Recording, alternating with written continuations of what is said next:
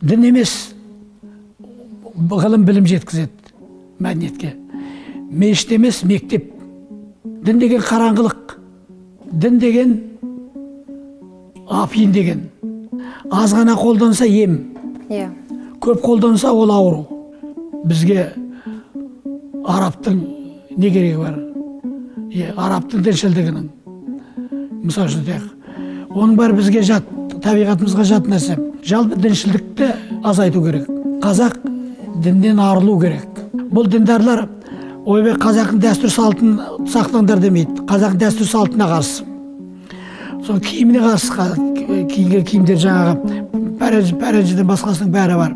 Қазақтың тілін білдіріп бітті. Ең аяғы бейіт тұрғызуға қарсы. Келін сәлем бермеу керек. Қазаққа қайшы нәрсе, қазақ құртатын нәрсе соның бар.